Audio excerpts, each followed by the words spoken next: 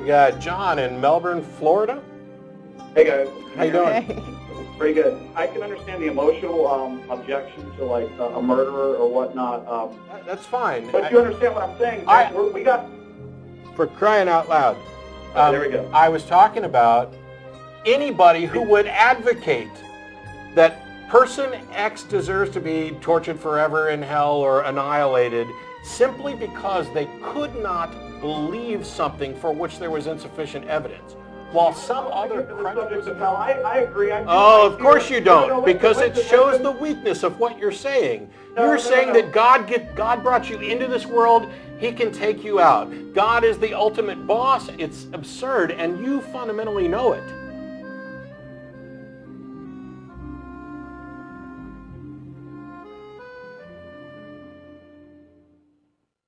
I'm saying I agree with you for the sake of argument. I'm not going to get into the subject of hell because that's a completely different subject. I'm not trying to dodge it. But what I'm saying is we can't limit God's judgment to only rapists and murderers. I didn't ever say that. I didn't ever say that. You're applying it. You're saying how could a rapist or a murderer have a deathbed conversion while like me or you? I gave a specific example that showed the high contrast. Now, let me give a slightly different... I think you're limiting the judgment power of God. He can judge all of us. And I say He can't judge any of us, whether He exists or not. Okay. There you go.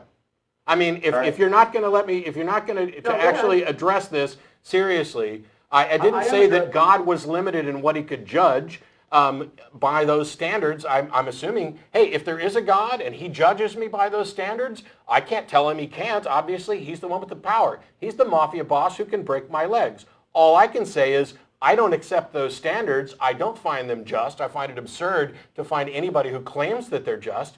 I'm not saying who He can and can't judge because I don't have that power over Him, except for the fact that He's a fictional being as far as I'm concerned. But what I'm saying is that if there's a person, I mean, it makes this type of system is a dictatorship, a fiat that makes all crimes, all sins, which I reject that concept, but all wrongs equal, and everybody begins with this pitiful, poor state of being worthless and in need of redemption from before they were born, even. And those who don't believe the unbelievable are somehow punished. If that's the way the system actually works, and I have no reason to think that this is true, but if that's the way the system actually works, then my assessment is that it is immoral. And I don't, I'm baffled by people who could claim that it's moral. And yet people like you who don't actually come out and say, oh, it's definitely a moral system. What you do is you say, God is God. He can judge you. What a lame-ass excuse is that? If my dad beat me when I didn't do anything wrong, and your answer was, well, he's your dad. He gets to beat you. You're a dick. That's the whole thing is, let me get this last thing in, and you can say whatever you want. You betcha. The whole thing, and you can tell by your own conscience, we all do something wrong. I'm not saying everything is equal. I'm not saying murder is the same deed as thinking how much you hate somebody. But what is God? But the Bible says that. Hold on.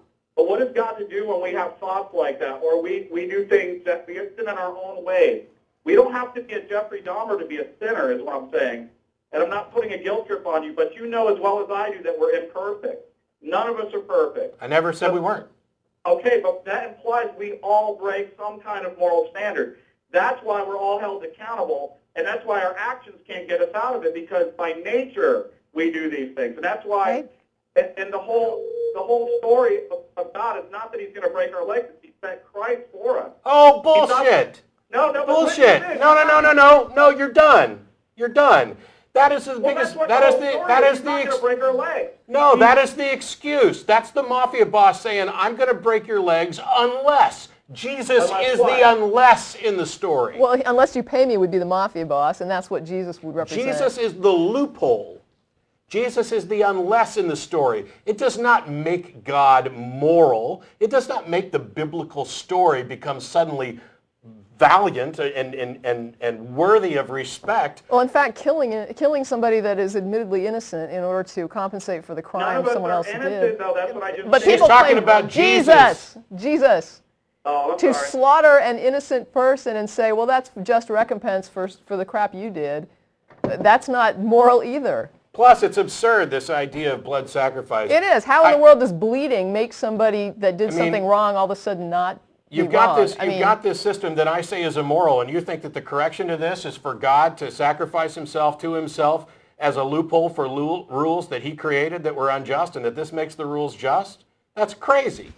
I think at the end of the day, we all still sin. We all know we're all imperfect. But your mafia scenario is, I don't think it's accurate. You're saying the mafia boss is saying, I'll break your legs or else. Yeah. I'm saying the mafia boss has every right to break your legs, but he doesn't. Okay. And Fine. You're done. I hung up. He does. The mafia boss does not have every right Unless to you break pay my up. legs. I'm sorry that your religion has so polluted your brain that you're unable to actually see what is immoral about what you're thinking. But that statement from you sums up everything that I tried to say 10 minutes ago. The mafia boss does not have every right to break his legs. And the moral and just thing to do is to stand up and say, no, you don't. And if somebody is asserting that they're working for a mafia boss and this mafia boss doesn't even necessarily exist and they want you to pay, which is exactly what's happening here because we have no reason to think that this God exists. I don't care if he does, this particular God that you're talking about. It doesn't matter. It's immoral. It's nonsense. It's immoral and it's nonsense. He doesn't have the right to break my legs. He doesn't have the right to judge me. And if he does so, if he happens to exist and do this, by standards that I happen to think are immoral, then he's a dick. I may not be able to do anything to stop him, but the ant can't do anything to stop me from squishing it. But it doesn't make me any less of a dick. How dare you come on here and apologize for it and shuffle actual comments that you and I both know. You know what's right and wrong. And shuffle it off as, oh, you have a conscience and you've sinned. Okay, well, that's irrelevant. We haven't even talked about that yet, about how I reject this notion of sin, or that, as Tracie pointed out earlier, that thinking something is somehow wrong. And then you come on and no, Jesus is the excuse. Let me tell you something. According to the Bible, God basically chucked everybody into the pool and said, I got a life preserver. Anybody want to not drown? He's ultimately responsible. The story, and I agree, I'm getting worked up, and it's not because I think that there's any truth to the story. It's that I'm so freaking offended and pissed off that there are people out there who take this fairy tale and make excuses for it and say that this is something good that people should be applying to their lives, or that we should make 2010 the year of the Bible. Listen to yourselves. I'm more moral than that, and so are you, and you guys need to just own it. It's insane. Ugh. It kind of reminds me of a letter that we got a while back where it was a guy who had a 9-month-old daughter, and I was talking to him about his daughter, and I was saying, you realize that what you're saying is that you believe that she is so unworthy that she deserves hell. Yeah. And we argued a little bit until he finally acknowledged that yes, that's what he had to believe, that she is deserving of hell, and that's why he wants to raise her Christian, so that she can avoid hell, because otherwise that's what God says she deserves, and that him as a Christian has to believe that. Yeah. And I'm like, and I explained to him when I wrote back, I just said, if I had a 9-month-old, I don't care if it's born without limbs. When I look at that child, I'm going to say that child is perfect. And if you can look at your baby and say, this baby is so flawed that it deserves nothing less than eternal torture, I can only hope that when she gets older, she doesn't internalize your contempt for her. Yeah. I don't know what else to say. Well, it's not my contempt, it's God's contempt. That you agree crap. with. Yeah. That you happen to agree with. Yeah, and I mean, believe me, a child understands when, dad is saying you're not really, valuable. I got an email here. I'm not going to read it, and I'm not going to give you the name, but it's from a 15-year-old who's having doubts about their beliefs. Let me just, if this will load, because I think I lost my internet connection. This is one sentence. I read the section about the historicity of Jesus, and I noticed half the stuff he used didn't add up to affirmations of Christ's existence. But I didn't research anything more because I'm scared. Scared out of my mind that there's a possibility that I'm wrong. And I feel like a heretic just thinking about it. Anybody who says that this simple little indoctrination is relatively harmless is a liar. You're naive. I'm not going to go as far as some other people have done, saying that all religious instruction is necessarily child abuse. I'm a fan of teaching religion, all religions, because I think it teaches us more about who we are and who other cultures are. I'm a fan of teaching the Bible because I kind of like studying the book and the history of the book and the things that are in the book. And it's useful because typically I know more about what's in the book than the people who bother calling. But when you indoctrinate someone, when you dogmatically teach someone something, when you burn it into their brains, you basically create someone who is now scared to assess the possibility that they might be mistaken for fear of torment and torture. The Mafia Boss analogy is not even remotely unfair. If anything, it's far too nice, because a Mafia Boss couldn't possibly torture anybody forever.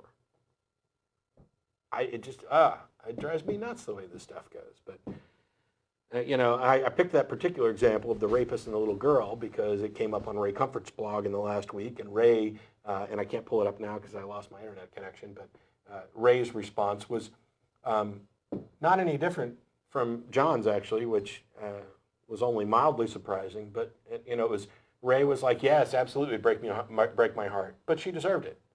I mean, that's really what they're saying. Well, and the reality is there's really not much of a judgment going on. Yeah. He who believes and is baptized will be saved. He who believeth not shall be damned. It's not about, there is no judgment. There is no, looking at your life. Basically, it's a presumption that all human beings are worthy of whatever you think is the negative response.